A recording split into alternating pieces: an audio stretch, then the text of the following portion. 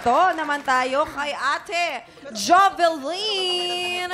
Oo, si Ate Jovelyn ay yung ina ng kambal na napilitang paghiwalayin ang mga anak. Opo.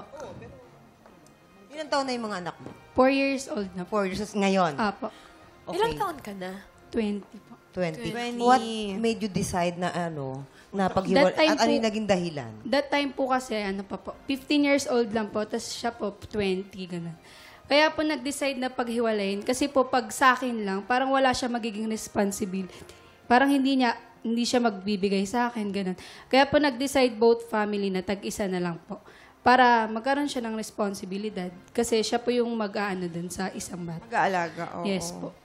Kasi po that time, puro barkada po siya. Parang binigyan lang namin siya ng alis.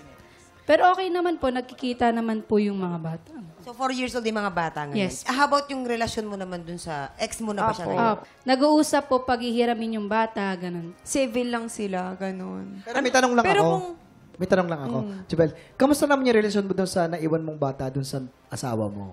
Okay naman po kasi po nag-uusap naman po, ganun. Through video call. Tapos minsan po, hinihiram ko po, ganun. Yun ang maganda. Oo, Dapat may pero moment ikaw yung ba, dalawa. ate, naisip-isip mo ba din na minsan, kung magkakaroon ka ng chance, alam mo yun, if siguro stable enough ka na financially, gugustuhin mo ba na pagsamahin yung Opo, dalawang opo. anak mo? Yes po. Ano po, pag stable na po talaga, tapos kaya ko na ako na lang po, kukunin po talaga namin ng family ko po.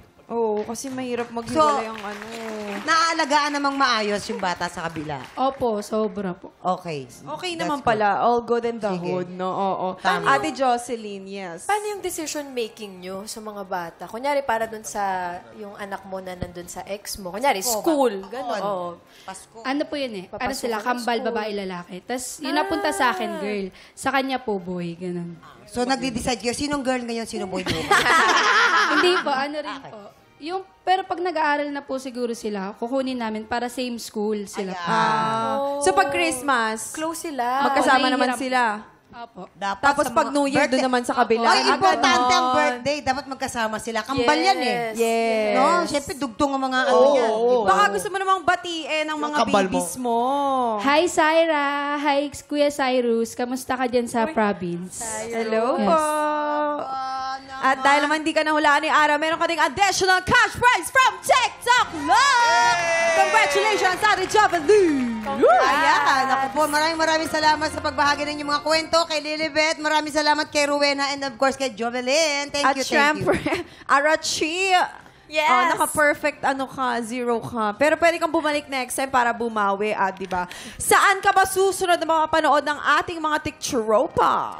Abangan nyo lang po ako sa mga susunod kong mga show sa GMA. Hindi ko pa talaga alam. Sa totoo lang. Sa sobrang dami, hindi mo na Nananawagan maalala. po ako. Joke lang. Oh. Follow my socials na lang po muna on Twitter and Instagram and Facebook. May YouTube at ka, Ara di ba? San Agustin. Yes, I have a YouTube channel, Ara San Agustin Official. Oh, yeah! Maraming salamat, Ara. Thank you very much at nag-guest ka, ha?